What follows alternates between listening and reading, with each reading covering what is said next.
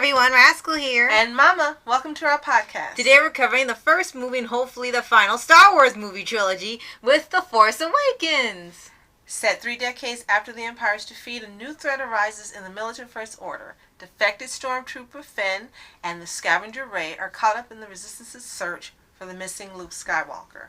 Now, I will say, when the trailer came out for Force Awakens, Disney really presented a whole different movie from what the final product was. Mm-hmm. Lots of people thought the movie was going to be about Finn because it actually did have an interesting story. Well, if the stormtrooper joined the Rebel Alliance. Mm-hmm. And I thought, okay, that's actually a good idea. He's seen the stuff the Empire does. He realizes this is wrong. He wants to help the cause and take down the Empire again because they kind of tell you how to start up again because she should have been gone. Mm-hmm. But I think it was a great idea. But then as the movie goes along, and in the trailer, it turns out the movie was never about him. He was introduced first, but the movie is truly about Rey, and it's pretty much her trilogy. He's actually bumped down to a secondary character who ends up just, helping her, and that's it.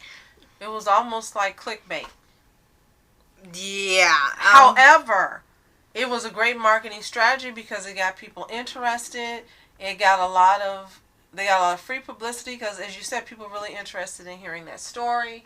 He was a major character. He still is a major character, which was a first for this franchise. Yes. You had the appearance of the original cast actually in here, right?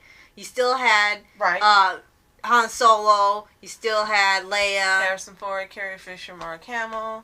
Yeah, you even had the return of Anthony Daniels as C-3PO. You had Max von Sydow.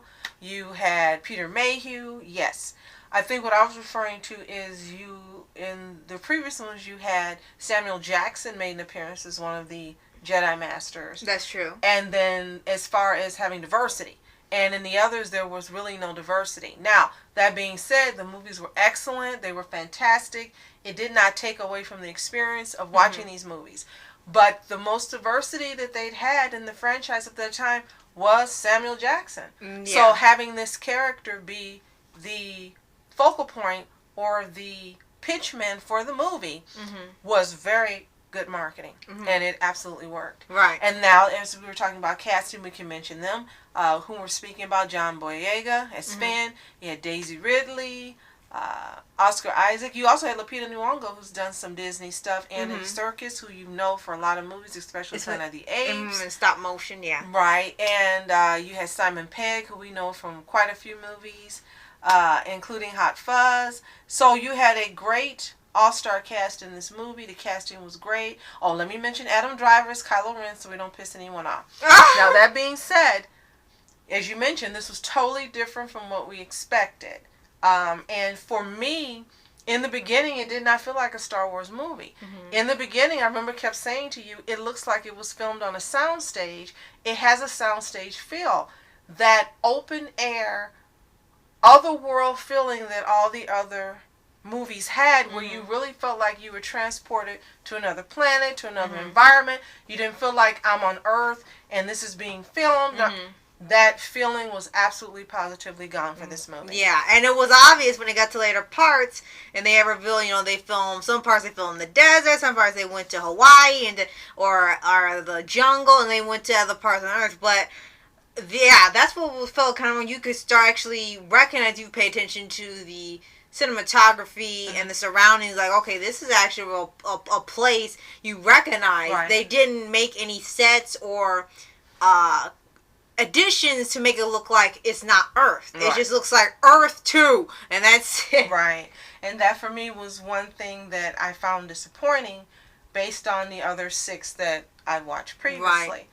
That being said, as you said, Finn's story was interesting. I think it should have been longer. Yes, it was very cut. It was cut to show Rey's story when the movie starts with him. It's one thing if he helps her in her story, but it seemed like it stops after so much time, and then it becomes her realizing she has Jedi powers and Kylo Ren's going after her.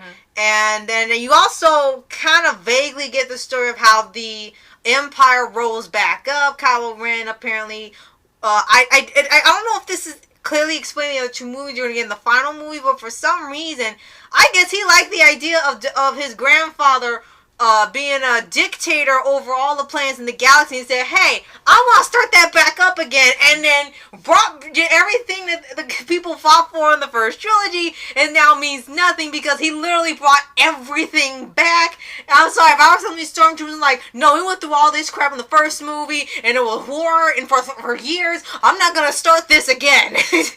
Well, based on when this was made, maybe he had watched Voltron Legendary Defender. And he decided he wanted to be Zarkon. Right? No, just kidding. But right. yeah, I agree with you. You didn't understand why this would be your hero. And another thing, now that you've brought that up, that was a plot hole, is how in the heck did he have the helmet? In the last movie, the helmet was burned up and destroyed. But here he has it in perfect condition, sitting there talking to him. What?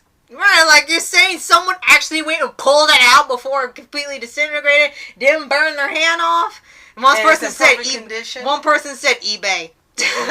Like, did you get it off of eBay? So that was something else that was really strange for me when I saw it. And there were parts that were very disturbing in here. And I guess Disney wanted to start a new trend of jump scare in Star Wars or having uncomfortable scenes, and they did it. And the worst part for me when the scene happened, there are no spoilers, it's 2015 this came out, so you should have seen this by now, is I knew it was coming. I knew he was going to kill Han Solo. I told you he's going to kill his dad. He's going to kill his dad, and I just kept saying it. And lo and behold, he kills his dad. And I was very angry because that is how they decided to take this beloved character out of this franchise. So like you brought, it was almost like in terms of Supernatural when they started having a season and all the other characters you hadn't seen in years came back for an episode just to get taken out. Right. So that was kind of like a jab at old fans. Like, you grew up with these characters, remember them fondly, have them come back reprising their roles, and then have one of them get taken out by their own kid was just something that just seemed really messed up. Maybe it was supposed to be poetic or symbolic, like let the past die. So get rid of that original one. It means nothing. This is the new generation, and you must accept that. And that was a pretty odd message for the movie that they were trying to present. And I think it put a lot of people off, and that's what caused so much of a backlash with OG fans. They were like, why would you do this to the original characters? Why would you do this? And you want to get new fans, but you're saying that you can't accept the original one. You must get rid of that to have this new one. And that's why some people are upset. Not because they're wishy-washy, but because it's like you brought back a franchise that they loved only to tear some of it up and say, this is the new one, deal with it. So I'm sorry for that confusion. Well, you know, Disney does have a trend of when they acquire different intellectual properties, it seems like they want to cut off all association with the previous owners. And it's a trend. If you think about Pokemon, you think about what's the one you love with Mike and Texas. And, Motor City, yes. And that's just to name a couple without going down the line. It seems like they want to cut off that connection and start something new, whether it be because of royalties or they just want to disassociate from that former idea and make it all their own. And there's nothing wrong with that. But I think in terms of this particular franchise, don't be harsh about it. And, you know, you're getting rid of Hans, you're getting rid of Leia, you're getting rid of Luke, you're getting rid of... We know you're going to end up killing off Billy D. Williams in the version that's coming up. We know it's coming. Yeah, we're so happy to see him. Oh, Lando Calrissian. But there's dread because you know that Disney's going to have him go. Right. And we know that from what you were telling me, that originally Carrie Fisher was supposed to be the last one left. Her character, I should say. The last one left. But real life events changed that. Right. So that was actually an understandable change. Right. But, as you were saying, and Peter Mayhew recently died, and to have this franchise and bring back these beloved characters and one by one just axe them off till you're down to one like it's Highlander. Yeah. It wasn't something that we saw coming nor we wanted to see coming. However, you have a right to interpret the franchise as you want since you purchased it. It is your right to do what you want to do. Right. And it still is going to be interesting to see how this story ends. Yeah. The way that Disney wants it to end. Right. Still going to be interesting. Still want to see it. But as for this particular... this trilogy? Right. Yeah. This particular movie in the trilogy, I should say.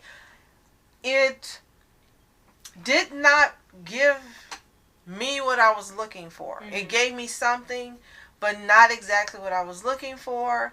It took us down a rabbit hole that I didn't expect to jump in. That's the best way I can put it. But real happy to see Mark Hamill and Carrie Fisher and Harrison Ford together again. But I do think they should have had Lando Calrissian in here. You had Chewbacca. All of them. Exactly. And R2-D2, you had everybody but him in there. And now we kept saying, well, where's Lando Calrissian? Why isn't he in here? Why isn't he in here? Why was he left to the last installment? It would have been great to have all of them together again, even though you took a different route in how the story is going to end. Right. So, like I said, that's the best part of the movie, seeing all these characters come back and your favorites. The story was interesting. And, it just wasn't what we were expecting. Right. So I would give it on a scale, using letters, I would give it a B. B plus. Oh, that's what I would give it, a B plus. So, please let us know what you thought of Force Awakens in the comments. Did you actually love it, or did you not really care for it? And did you, as a previous OG viewer, as Rascal says, or a new viewer, did you have a different character that became your favorite, or what character was your favorite? Were you as disheartened as I was by seeing Han Solo killed off in this first of the final installments? Let us know in the comments below. Yes. I'm Rascal Entertainment. And I'm Mom Entertainment. Have a fantastic day. Peace. And reporters sitting, flashing lights, trying to walk around, man, who the hell are you? What you want to do? Well, man, it's on you. Man, it's on you. With her in my dreams, she was my queen. A castle in the mountaintops, rivers and streams. Plucking sunlight from the sky in my pocket. Give it to you later on in the form of a locket.